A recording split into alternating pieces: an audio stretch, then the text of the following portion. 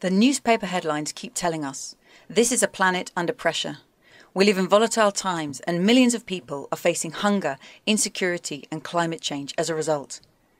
These crises force us to recognise the major challenge that we face this century, and it's the question of whether we can learn to use Earth's resources sustainably at the same time as ending poverty and global inequality, and achieve both of those in a world with a growing population and an ever-growing global economy. Is it going to be possible to reconcile these four things? Can we really have it all? Let's look at the scale of the challenge they present. First, we have to achieve environmental sustainability. The circle symbolises the renewable resources that the planet provides us with, its biocapacity. But the square shows the ecological impact of human activity today. And that square extends beyond the planet's capacity because we're currently over-consuming Earth's resources. By how much? Well, one way of understanding just how much is through the concept of the ecological footprint, which calculates the global area of land and water required to supply all the renewable resources like timber, grain, meat and fish that we use each year, as well as the land area needed to absorb the carbon dioxide that we generate. Today we are using nature's resources 50% faster than the planet can renew them, as if we had 1.5 planets to support us. And if we carried on at this rate, by 2050 we'd be consuming nature's resources as if we had 2.25 planets to rely on. Of course, this rate of resource consumption can't last. It would lead to ecological collapse, including catastrophic climate change.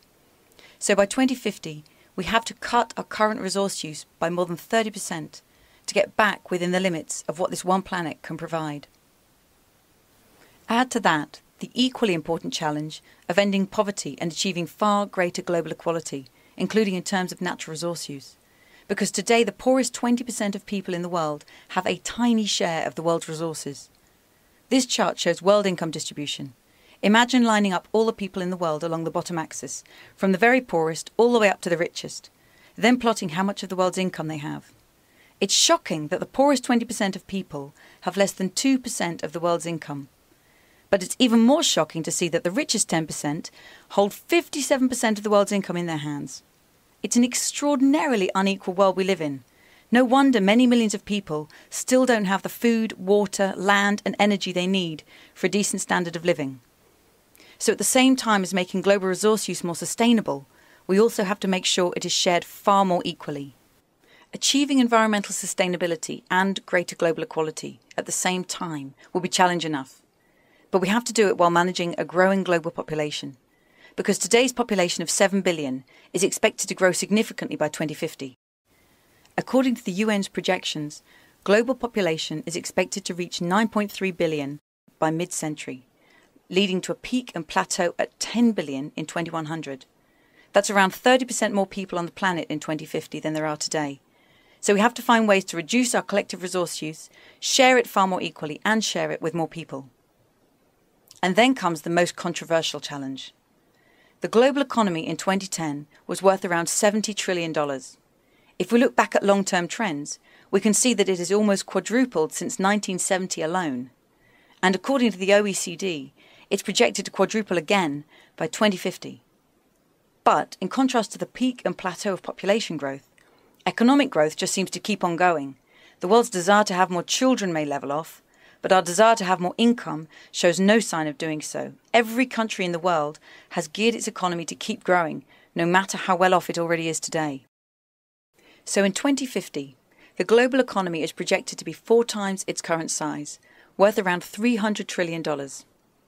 And if at first sight that big black square looks odd, that's because it's proposing to achieve something that has never been done before.